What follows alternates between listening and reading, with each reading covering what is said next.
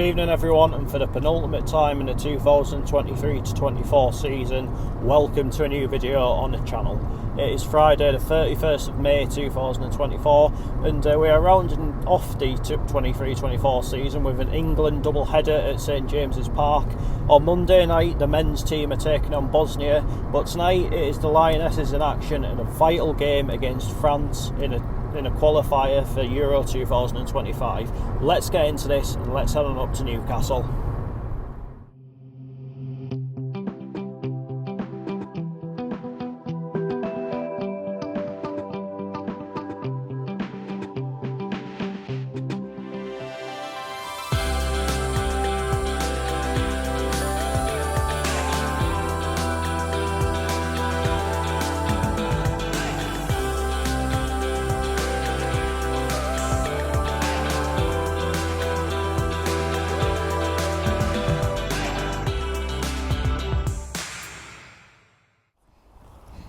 So about 2 hours later, thanks to the northeast roads being up to their usual tricks and having to take the most strangest of diversions ever, here I am finally in Newcastle, and as I mentioned at the start of the video, this is a very vital qualifier for Euro 2025 tonight.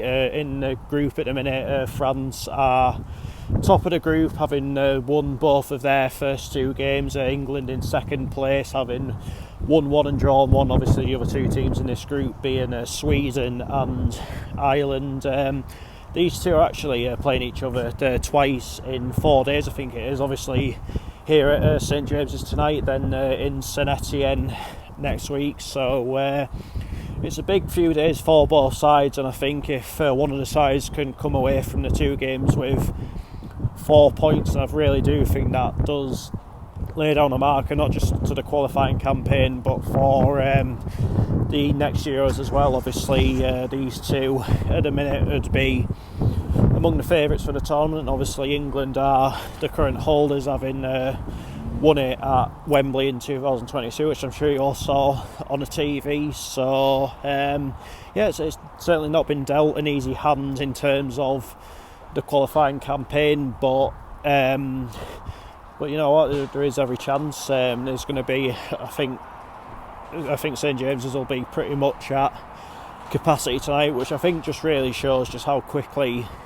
the women's game in this country actually has grown. You'll think back to the video I did if you watched it, where I saw the Lionesses at the Riverside a couple of years ago. A lot of the ground, pretty much the majority of it, was closed off.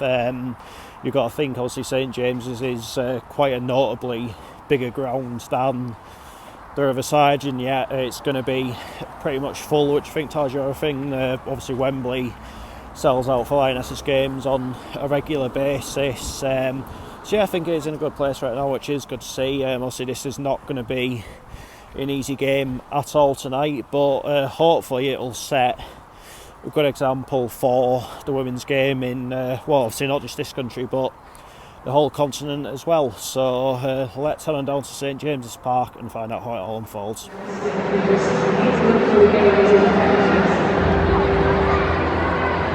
So the team's warming up, France getting ready here, going to be in the traditional dark blue, I believe, this evening, and England getting ready over there, going to be in white, I would think.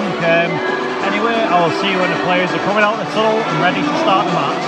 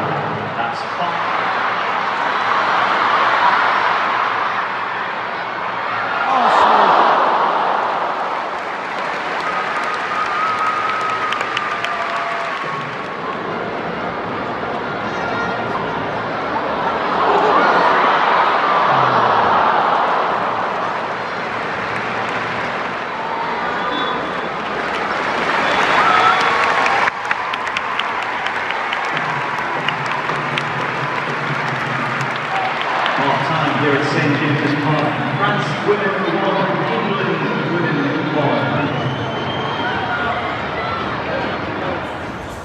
Half-time England 1, France 1.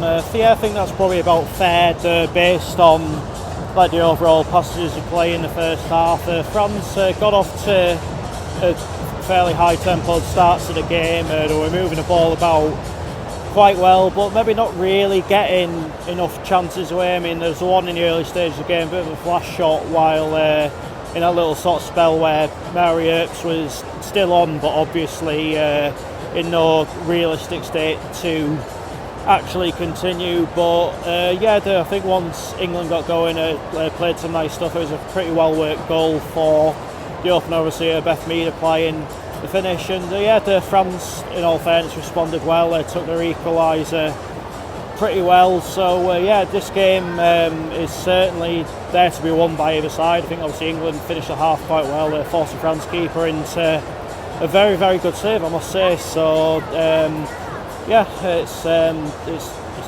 certainly been a game which has probably shown why both of these sides are probably among the favourites firstly to qualify for Switzerland next year, and secondly why they'll be among the favourites to go and win the whole tournament. So on to the second half.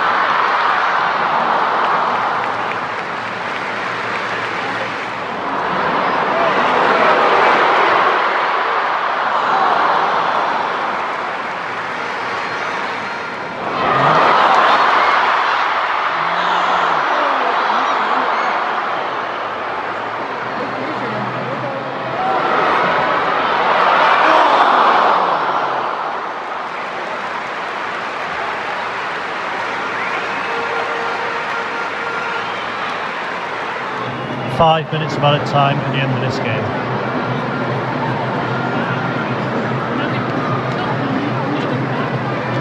The fourth official has indicated.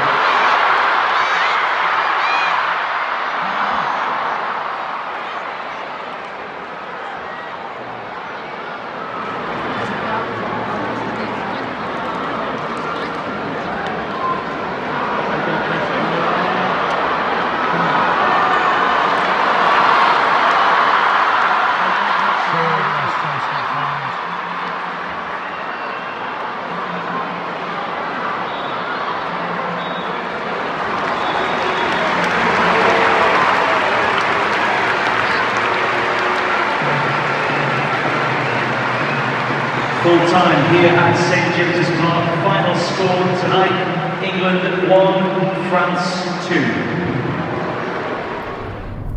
2. Full time England 1, France 2. Probably look like I'm in the Bohemian Rhapsody music video doing this full time review, don't I? But I think ultimately it just has to be said that the most effective team won tonight, I think.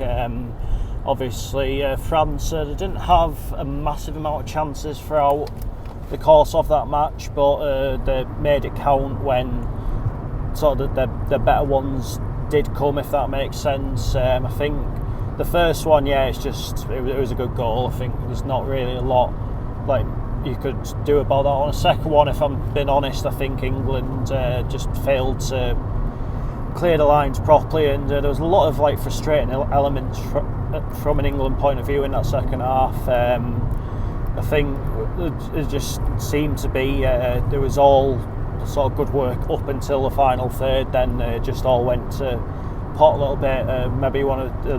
Maybe the decision making could have been that bit better, but it does leave England in a bit of a situation now where I think they need to go to St Etienne on Tuesday night and at least not lose the game. Obviously, I think they'll beat Ireland in the reverse game. Sweden could be a bit 50-50, but it's a massive blow for England. There's no getting away from that. But I think if you are France, all you'll care about is that I think you've given a real statement victory tonight, if that makes sense. I think they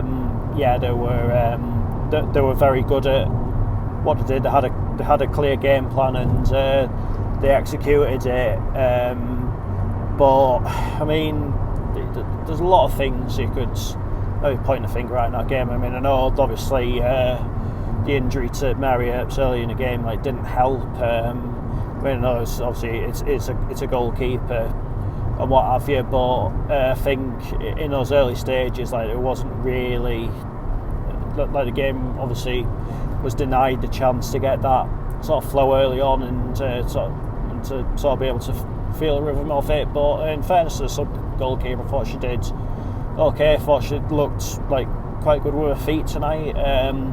She made a very good save in the first half. So there is positives for England to take from the performances, but ultimately it is a results business, and is as we say from an England's perspective not a good result tonight. But what can you do? Just come up against a good side, a good, well organised, well drilled side that I'm sure will be in Switzerland next year, and probably got a very good chance of going all the way in Switzerland next year. Who knows? But it is what it is. It's a blow, but it's certainly not game over in terms of disqualifying campaign yet. Far from it. But that is that for this video, and I'll be back on Monday night, and it's back to St James's Park and back to an England game. But this time it is the men taking to the field in a warm-up match for this summer's Euro 2024. They're taking on Bosnia and Herzegovina. It is the final game for the 2023 to 24 season on the channel. It's been an absolutely unbelievable year, probably the best season I've ever had, not just with the channel but just in general, if I'm telling the absolute truth of it. So let's just have a real positive video on Monday, go on a high. In the comments of this video, if you want, you can maybe let me know your sort of favourite bits from the season on the channel, and I'll maybe obviously give you a bit of a mention in Monday's video if you like. But until then, take care, cheers for watching, see you later.